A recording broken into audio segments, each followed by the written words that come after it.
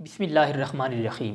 इससे पहली वीडियो में हमने साइटोस्केलेटन को शुरू किया था और वहाँ पर हमने जो इसका पहला स्ट्रक्चर था माइक्रोट्यूब्यूल वो पढ़ा था। अगर आपने वो नहीं देखा है तो इससे पहले वीडियो जो है उसको ज़रूर देखें। इसके बाद हम आते हैं माइक्रोफिलामेंट्स की तरफ। माइक्रोफिलामेंट्स क्या होते हैं? माइक्रोफिलामेंट्स भी स्ट्रक्चर है जो कि साइटोस्केलेटन का पार्ट होता है। साइटोस्केलेटन का एक्टिव पार्ट होता है, कंट्रैक्टाइल पार्ट होता है। इसका जो थिकनेस होता है ये थोड़ा सा कम होता है, माइक्रोट्यूब्यूल से ये कम थिकर होते हैं। मतलब ये इसका जो थिकनेस होता है वो कम होता है, लेकिन ये जो होते हैं ये भी इसी तरह लॉन्ग होते हैं और ये अंदर से कोकले नहीं होते। वो जो माइक्रोट्यूब्यूल हमने डिस्कस किए थे वो अंदर से कोकले थे, हल होते, और ये जो होते हैं ये सॉलिड होते हैं। तो इसके साथ साथ ये भी तीन है, लॉन्ग है और सॉलिड है।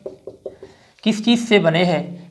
ये एक्टिन प्रोटीन से बने हैं। अगर आपको याद हो माइक्रोट्यूब्यूल किस किस्म के प्रोटीन से बने थे, वो बने होते हैं ट्यूबुलिन प्रोटीन से, और ये जो है ये एक्टिन प्रोटीन से बने होते हैं। ये एक्टिन प्रोटीन से बने होते हैं।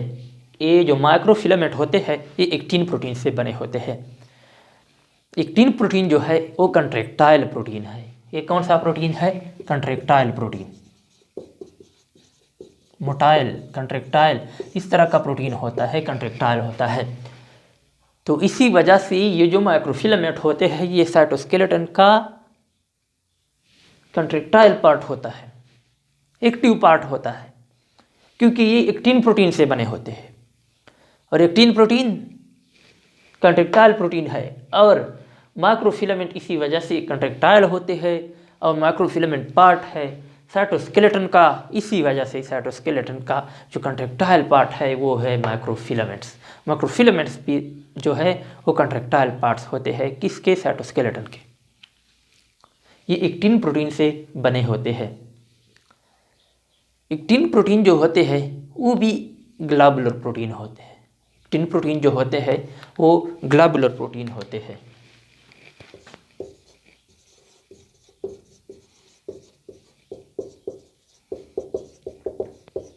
ये भी उसी तरह ट्यूबुलिन प्रोटीन की तरह ग्लोबुलर प्रोटीन होते हैं, बिल्कुल इसी तरह ग्लोबुलर प्रोटीन होते हैं। तो अच्छा, अगर स्ट्रक्चर की बात की जाए कि एक्टिन प्रोटीन किस तरह आपस में मिलकर माइक्रोफिलामेंट को बनाता है। एक्टिन प्रोटीन के अलावा कुछ और भी प्रोटीन है जो इसमें मौजूद होते हैं, लेकिन जो इंतहाई ज़्यादा मिकदार में है, जो मेजर पार्ट है, जो मेजर कंट्रीब्यूट करता है वो एक्टिन प्रोटीन है। और एक्टिन प्रोटीन ग्लोबुलर प्रोटीन है और वो इस तरह अरेंज हो जाते हैं,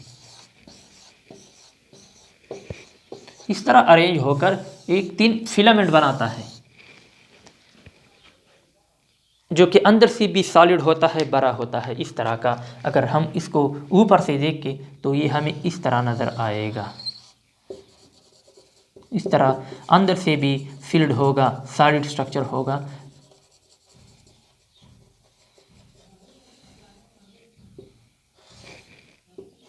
इस तरह का स्ट्रक्चर सॉलिड स्ट्रक्चर होता है, अंदर से भी बड़ा होता है, फिल्ड होता है।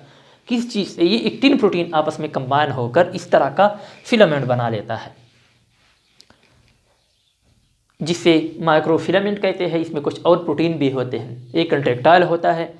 इसका जो फंक्शन है साइटोस्केलेटन का, माइक्रोफिलामेंट का साइटोस्केलेटन में जो फंक्शन है उसका जो मेजर फंक्शन है, सपोर्ट के अलावा इसका इम्पॉर्टेंट फंक्शन है, ये रोल प्ले करता है साइक्लोसिस में। साइक्लोसिस इसी तरह अमीबाइड मूवमेंट जो होता है इसमें भी ये रोल प्ले करता है। अमीबाइड मूवमेंट इसमें ये जो होते हैं माइक्रोफिलामेंट जो होते हैं ये रोल प्ले करता है। अगर आपको याद हो साइक्लोसिस को जब हम साइटोप्लाज्म पढ़ रहे थे तो वहाँ पर हमने डिस्कस किया था। अगर आपने वो साइटोप्लाज्म की वीडियो नहीं देखी हो तो वहाँ पर साइटोप्लाज्म यूट्यूब पर टाइप करें साइटोप्लाज्म MS ट्यूटोरियल, तो आपको वहाँ पर सर्च में आ जाएगा, मिल जाएगा आपको यूट्यूब में। तो ये साइक्लोसिस में रोल प्ले करता है। और इसके अलावा ये अमीबाइड मूवमेंट में रोल प्ले करता है।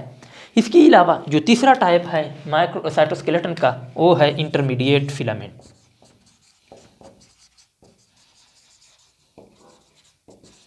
इंटरमीडिएट फिलामेंट्स, इसको इंटरमीडिएट क्यों कहते हैं? पहला जो हमने पढ़ा था वो था माइक्रोट्यूब्यूल, दूसरा पढ़ा था माइक्रोफिलामेंट, तीसरा है इंटरमीडिएट फिलामेंट। पहला पढ़ा था वो मोस्ट थिकर था, जो दूसरा था वो लेस थिकर था, और इसका जो थिकनेस होता है वो इंटरमीडिएट होता है बिटवीन माइक्रोट्यूब्यूल एंड माइक्रोफिलामेंट। इन दोनों के दरमियान इसका थिकनेस होता है, मतलब माइक्रोफिलामेंट से ज़्यादा होता है, माइक्रोट्यूब्यूल से कम होता है। इसी वजह से इसको इंटरमीडिएट फिलामेंट कहते हैं।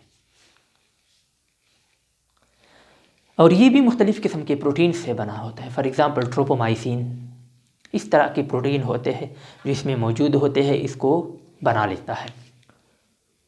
और ये पार्ट है साइटोस्केलेटन का, और इसका जो मेन इम्पॉर्टेंट फंक्शन है वो है मेंटेनिंग ऑफ सेल शेप। वो सेल का जो शेप होता है उसके मेंटेनेंस में रोल प्ले करता है।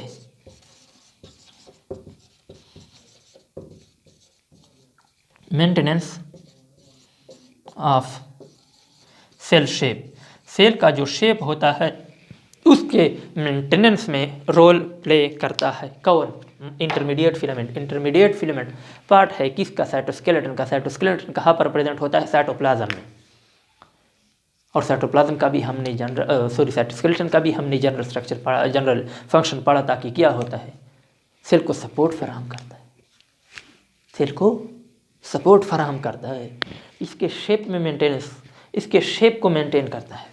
और ये साइटोस्केलेटन में कौन ये रोल प्ले करता है? ये यही इंटरमीडिएट फिलामेंट रोल प्ले करता है, इसका इंपॉर्टेंट है। इसके अलावा अवर पार्ट्स भी करते हैं, लेकिन इसका जो मेन फंक्शन है वो है मेंटेनेंस ऑफ सेल शेप।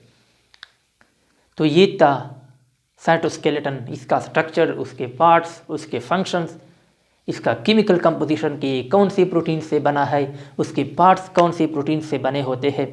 तो जनरली भी आपसे पूछा जा सकता है कि साइटोस्केलेटन में कौन कौन सी प्रोटीन्स मौजूद होते हैं, तो आप सारे पार्ट्स के देख ले, वही होते हैं। इसका जनरल फंक्शन, इन सारों के फंक्शंस को मिलाकर ये साइटोस्केलेटन का जनरल फंक्शन है। तो ये एक सेल ऑर्गेनेली है, सिर्फ यूकैरियोटिक सेल्स में मौजूद होता है, उसकी साइटोप्लाज्म में मौजूद होता है। तो ये हमने सेल बियोलॉजी को शुरू किया है और ये जारी है। अभी कुछ ऑर्गेनेली बातें बाकी है, सेल इंक्लूजन एक्सक्लूजन है, सेल इंक्लूजन भी है। इसके अलावा न्यूक्लियस भी आगे बाकी है, इसको हम डिटेल के साथ पढ़ेंगे। तो इंशाल्लाह ये सिलसिला आगे बाकी रहेगा, इंशाल्लाह ये जारी रहेगा, और नेक्स्ट वीडियो में हम आपके साथ मिलेंगे।